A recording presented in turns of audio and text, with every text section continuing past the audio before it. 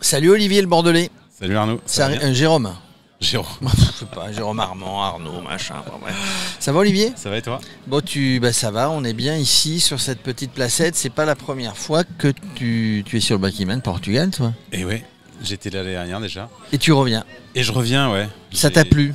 Bah il paraît donc... Mais entre les deux, on t'a pas vu? Si, on t'a vu? Eh non, je me suis préparé. Qu'est-ce qui s'est passé? Ah, tu joues la gagne alors là. Pas vraiment, mais je me suis préparé un petit peu quand même. T'as préparé l'homme, tu as préparé la machine. Parce que alors, le Portugal, c'est parce que c'est pas loin de chez toi. Non, c'est parce que les paysages qu'on découvre, c'est plutôt sympa. Il y a plusieurs choses. Il y a effectivement le fait que ce soit pas très loin, facile d'accès. Il fait encore beau, donc ça c'est important. C'est aussi finalement le Bikeman le moins dur en termes de dénivelé, de tout ce qui est proposé. Et puis je l'ai fait l'année dernière. Et puis l'idée c'est de se challenger pour faire mieux que ce qui a été fait l'année dernière et voilà. Voilà, c'est une compète contre soi-même. Hein. C'est une compète. Il y a les autres, mais le Bikeman, c'est une compète contre soi-même. Tu avais terminé, tu étais finisher la dernière fois? Dernier, ouais, j'ai terminé dernier. Dernier, ouais. Eh ben, ouais. Ça s'arrose. En 108 heures. Champagne, s'il vous plaît. On a le dernier. Non, mais le dernier, tu suis le vélo. Dans le temps, c'était au Tour de France. Les mecs, ils se battaient pour être lanterne rouge parce qu'ils prenaient le contrat dans les critériums après. Alors là, il y a à peu près 150 personnes, hommes, femmes, en paire, tout seul. T'as pas l'intention de finir dernier quand même? Non, j'ai bien travaillé. Je me suis bien entraîné, j'ai changé aussi physiquement. Tu m'as dit que tu avais perdu, quelques kilos entre les deux. Ouais, 17 kilos. C'est uniquement faire du vélo, donc c'est volontaire ou tu as fait des choses spécifiques pour perdre parce que finalement c'était trop de poids sur le vélo? Je dirais que le Bikeman m'a ouvert les yeux l'année dernière. J'ai vu des photos effectivement où j'étais en surpoids, j'avançais pas tout simplement dans les bosses et puis prise de conscience, envie de m'améliorer, donc j'ai fait attention, j'ai mis une méthode de nutrition finalement en place et puis j'ai roulé pour pouvoir effectivement arriver aujourd'hui avec ces 17 kilos de moins. Et tu as regardé les autres, parce que c'est pas parce qu'on n'est pas inscrit sur un Bikeman qu'on suit pas. Tu as regardé comment ils faisaient, ce qui se passait, parce qu'Axel diffuse des tutos, diffuse des interviews, diffuse des préparations de vélo, des préparations physiques, des préparations mentales. Tu as regardé tout ça? Ouais, je suis allé aussi sur Euskadi voir les copains. Je me suis fait 2 jours dans les Pyrénées sur Arroux. Tu les as suivis un peu? Tu as essayé? Ouais, je suis allé à la Garçon, puis j'ai monté l'Aspin avec 2-3 gars donc, que je connaissais pas, en vue de me préparer pour le Portugal, pour faire un peu de montagne, parce qu'il n'y a pas beaucoup de montagne par chez moi. Et puis ça m'a permis de reprendre, je dirais, l'ambiance du Bikeman. C'est quand même une ambiance. Une belle ambiance. C'est super. N'ayons pas peur des mots. Oui, exactement, et c'est assez c'est emblématique, on peut le dire. Donc du coup, tu t'es remis un petit peu sur les montées, ça a permis de voir les copains, de se mettre dans l'ambiance, de se réentraîner. Donc tout ça maintenant font que tu estimes que tu es prêt ou presque? Oui, je pense que je suis prêt. Tu penses? Enfin, tout le monde pense, quand il est ici, tout le monde pense qu'ils sont prêts. Mais disons qu'il y a 25 km relativement plat au début. Donc ça c'est bien. Quand on bascule à gauche, là ce sera un peu plus compliqué. Donc tu as bien regardé, est-ce que le parcours a changé par rapport à l'an dernier? Ouais, il y a quelques modifications. Axel a rajouté 60 bornes, un petit peu de dénivelé en plus, mais bon, c'est pas méchant. Après, la stratégie est différente. Je suis arrivé l'année dernière, j'avais pas de stratégie. L'idée c'était de terminer. Là, je ne veux pas dire que j'ai une stratégie de mise en place parce qu'on n'est pas sur du haut niveau, mais voilà, l'idée c'est de passer. Mais tu as regardé la route, tu sais à peu près ce que tu vas faire. Il y a un plan B, un plan A, et puis il y a tout ce qui est imprévisible. Ouais. Et ce qui va prévaloir d'ailleurs. Exactement. En général, on prévoit tout, mais sauf l'imprévisible qui se produit. En essayant de dormir, je pense, un peu moins longtemps que ce que j'avais fait l'année dernière. C'est-à-dire que quand on démarre, l'an dernier, ça m'intéresse, on se dit que c'est la récupération qui va compter, et du coup on dort beaucoup et peut-être trop du coup. Ouais, et puis après il y a la fatigue, donc forcément le sommeil naturel, je dirais, vient facilement. On va facilement dormir 6-7 heures. Oui, parce qu'on est crevé. Bien sûr. Et la première nuit, on avait dormi 4 heures avec mon collègue, donc sous un arbre. On s'était couché à 3h du matin avec de l'humidité, donc c'était pas forcément des conditions, je dirais, idéales. Mais ça fait toujours du bien de se reposer. Après, je vais essayer d'arriver au checkpoint le premier soir, si c'est possible. Ça, c'est le premier. Ça, c'est le premier objectif, c'est CP1 premier soir. Voilà. Le deuxième jour est beaucoup moins dur en termes de dénivelé. Donc, si on peut arriver au CP2 le deuxième soir, ça serait top. Et puis le troisième jour, je dirais que c'est 280 km. Là. Et t'es parti pour finir en 2 jours et demi, là. Ouais, je pars sur 84 heures. Si je fais 84, c'est pas mal. Si je fais moins, c'est encore mieux. Mais ouais, 84 heures, ce serait pas mal. Ouais. La machine, elle a changé depuis l'année dernière. Changement de vélo total. Changement de vélo total. Alors, tu es sur quoi, là? Je suis sur un Villiers, un petit Villiers rouge.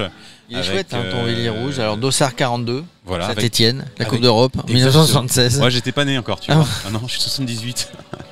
Ça te rappelle des souvenirs? Ah bah oui. Les poteaux carrés. J'étais déjà bien né.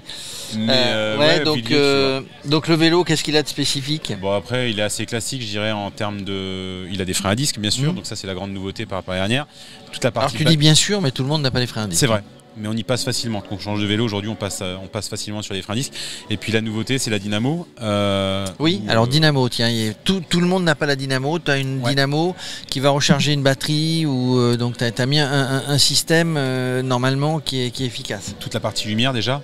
La partie lumière avant est donc branchée en direct sur la dynamo. Après, tout ce qui va être recharge de téléphone portable GPS. Après, il y a toute la partie bagagerie aussi. Donc, avec toute la partie sous le cadre où il y a 3 sacoches, 4, j'ai une petite sacoche en dessous du pédalier pour la partie mécanique. Devant, j'ai toute la partie hygiène et sommeil, et derrière j'ai la partie vêtements. Je me suis fait des petits paquets de vêtements. Après, en fait, ça va dépendre de chacun. Moi, j'ai besoin d'un t-shirt, j'ai besoin d'un cuissard propre. Donc, t'es pas lourd, t'es pas forcément lourd dans certaines choses, et tu l'as un peu plus de l'autre. Ouais, je pense que j'ai limité, je dirais, le sommeil, la partie sommeil avec tout ce qui va être matelas, etc. Donc, en dormant dans une couverture de survie, tout simplement. Et puis après, voilà, la partie hygiène est importante quand même. Donc, tout ce qui est de repartir avec un vêtement propre le matin, chaud la nuit s'il y a besoin aussi. Donc, c'est pas à négliger, je pense. Faut rien oublier, hein. Ouais, on se fait des petites listes en fait. On se fait des petites listes, on a toujours peur d'oublier quelque chose. Pour terminer la réponse à ta question, il y a aussi la selle qui est complètement changée. En regardant le tuto justement qu'avec Axel avait fait au Portugal avec Laurent Boursette. J'ai souffert énormément des fesses l'année dernière et je suis parti sur une selle Infinity Seat, la selle américaine. Et j'ai beaucoup moins de problèmes cette année. Donc tu as roulé avec pour t'habituer, j'ai fait 1 an avec, ouais. Et puis l'avant sur le cintre, de quoi se reposer quand on roule. Guidon, effectivement, les prolongateurs. Les prolongateurs sur le guidon. Ils sont pas du tout dans je dirais, l'idée d'aller chercher de la vitesse, même si on en prend naturellement, hein, finalement. Le corps est beaucoup plus en avance sur la selle. Donc on est plus aérodynamique. Et puis on se repose. Mais c'est plutôt pour se reposer. Ouais, tout à fait, ouais. On arrive facilement à monter même les bosses ou les cols avec le prolongateur. D'accord. Je fais 95% pratiquement sur le prolongateur. Sans monter en danseuse, du coup, sur le vélo, au rythme, hein, on le fait gentiment. Voilà, tout semble prêt, hein.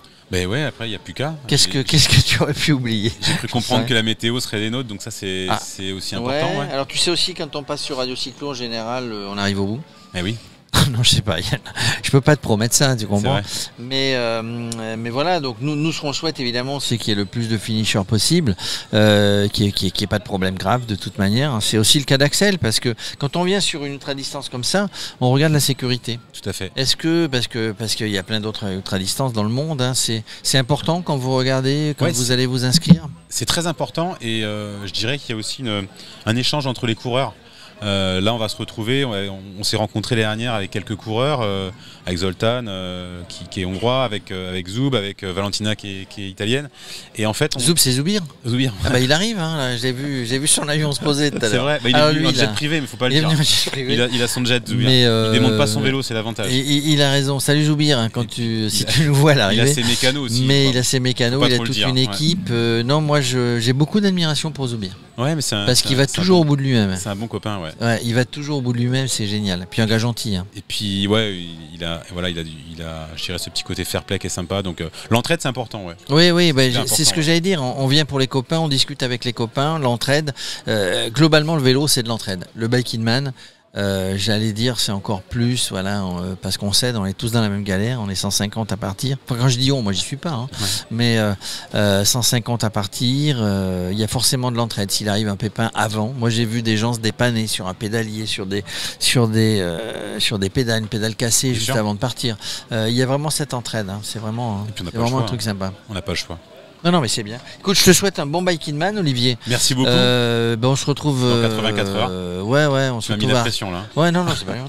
On se retrouve à Arcachon, j'adore les huîtres. Je viendrai vers chez toi. Allez, un jour. je te prends au mot. Quand je viens, tu me prends au mot, on fait le Bike in Man de lui. Avec un petit verre de vin blanc. Allez, alors je vois pas beaucoup, mais mais je ferai un effort. Hein. Ça marche. Je ferai un effort, t'es dans une belle région. Merci Olivier, bon Bike in Man et puis à très bientôt. Salut, à bientôt.